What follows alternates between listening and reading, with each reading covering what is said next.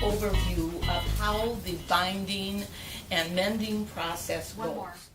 One of your handouts, the decision tree.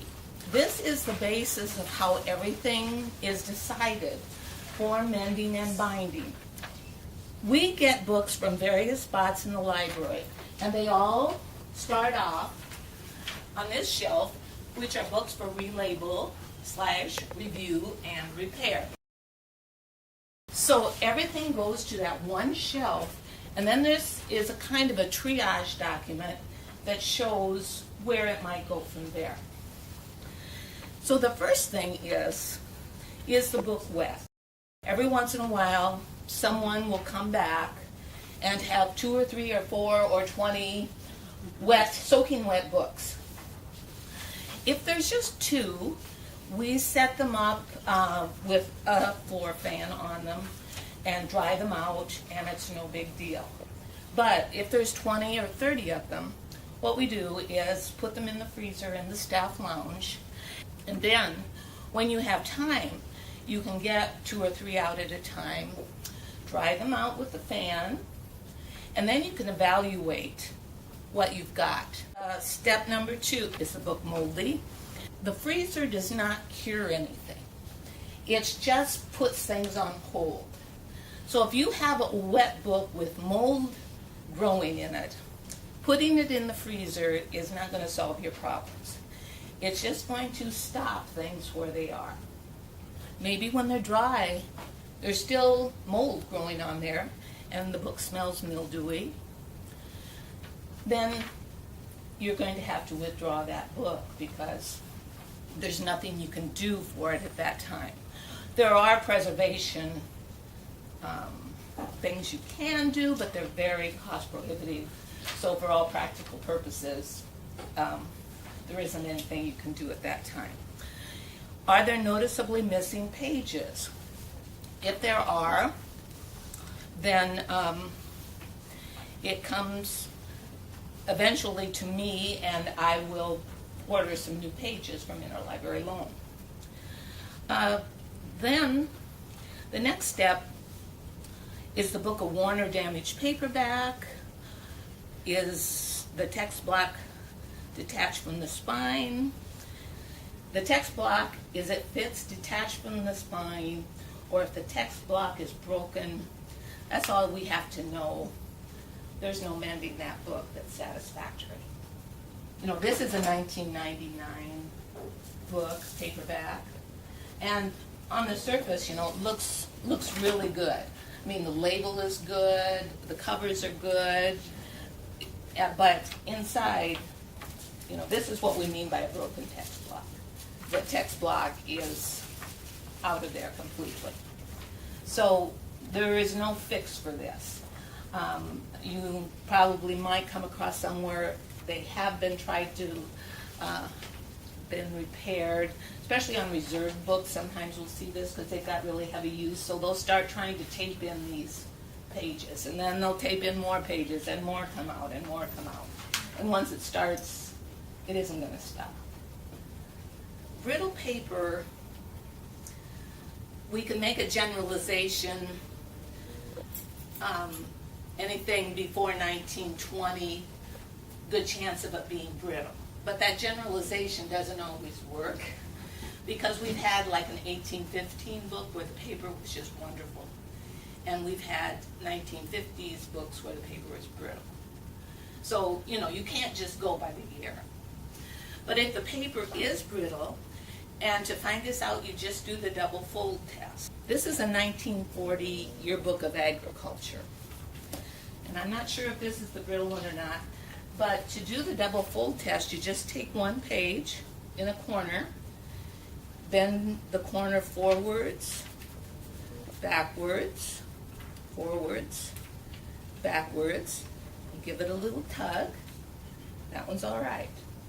Then I usually do it on maybe a bottom page, in a different place in the book.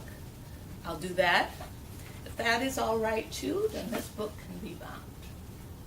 But if it breaks, then it is too brittle. And if the bibliographers want to keep the book, they have three options. The most expensive option is called a hinge box, and it's made with buckram. So on the shelf, it looks like a book. And it's very durable. You open it up, and the book just fits inside. And the bindery produces these to the specifications. We send the book, and they measure it, and they make the hinge box to comply with the book. This is, now my prices might not be exact because I'm quoting. Do you have the? Yeah, Okay. over here.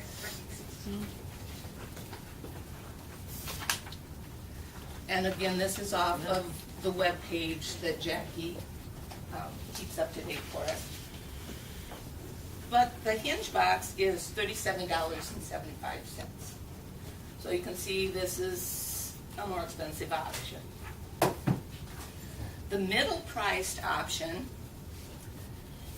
is called the face box, and this costs $15.90. Again, you have acid-free board here, so it's going to be very durable. And then you have ties. We used to do Velcro, but we've had trouble with the Velcro staying attached, so we've gone to ties. And again, you'll see that the book just slips in there. And the bindery makes these for us also. And you can see it's kind of a folding apparatus. Now, is it the University of Iowa and ISU both make their own phase boxes in-house? They do not send these to the bindery. We have the equipment in-house. Iowa has a staff member who I think does nothing but that. But again, like Jackie says, they have the equipment and the supplies to do it with. But we send these to the bindery, and again, that is $15.90. The least expensive option is the ease box. The base rate for these is $7.40. However, I have to make a disclaimer with these. These have the most added on costs. Like if it's a little bigger or a little wider, they'll start tacking on costs. So it could easily be $10 or $11. But the base is $7.40. But it is not buckram. It's not as substantial, and it won't hold up to as much wear and tear. Also, if the book boards are broken or damaged. By book boards, we're of course talking about these covers. And you'll notice on this particular one, the book board is broken here. It's broken along the top. It's broken on all four corners, and also it's broken on the bottom. I mean, you can put all the clear tape on this you want, but it is not going to hold. If you put the corners on them, they aren't going to hold. Okay, and a DigiCover book is a great option. It preserves the cover of the book, especially a paperback where we have information we want to keep from the back. Or a lot of times there's illustrations on the front that are mentioned inside. So this is a great option to save. It doesn't save the original cover. The bindery makes a copy of it and binds it. And you'll notice the very last thing on this is relabeling needed. And by relabeling, we mean this shelf label. Then it will go down to the cataloging section for a label. If any of these things, we put it in the books for binding shelf in the acquisition section. And that's the shelf right here. I don't think we can mend that. I think this is maybe a candidate for binding. Goes on this shelf. The spine looks perfectly good. And the inside, while there's a little bit of trouble with the hinge, the text block looks perfectly good. But if you look at the copyright date on it, it might be 1925, it might be 1936, and instead of mending these, we have an opportunity to bind these if the pages aren't brittle. Once those pages get brittle, we can't bind them, and then our choices are a face box or a hinge box or an ease box.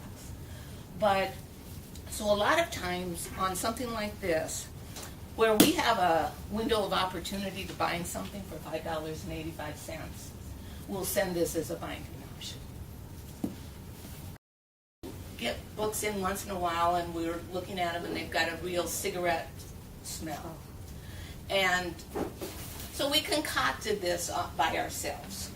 It's just a cardboard box. Here is the book that sits on top of the plastic tray. And inside is just a little plastic thing of baking soda that I brought from home. And if you leave the book in here for 2 to 3 weeks, it'll remove the cigarette smoke smell. Would charcoal work for that too? Probably would. Okay. And our rule of thumb, or Jackie's rule of thumb when she's looking at these books, if there's one problem, like there's a hinge broken, we can probably mend that. If there's 2 problems, broken boards, also the front and back hinge is coming loose, and the outside spine has been mended once, but now it's having problems again. Chances are the mending costs are going to be more in time and materials and labor of staff than sending it to the bindery is. Sending it to the bindery is $5.85. So you can see, if you're talking staff time, we have students that do mending, but also Jackie does mending. So if you're talking staff time and you're talking mending supplies, it doesn't take too long to get to $5.85. So anyway, this is the decision tree, and this is what we try to go by. Any book that we think needs binding gets sent to collection management for the bibliographers to make the decision. They make the decision, do they want to bind it? Do they want to discard it and buy a new book? That's their decision. The only thing we can do here is if it's newer than 10 years and it's not reference or use, then we can go ahead and rebind it. This is also shown on the Technical Services website. We have a section in there for preservation, for binding, and with information for bibliographers. So we encourage you to take a look at that too, because almost everything we talk about is available there on the website.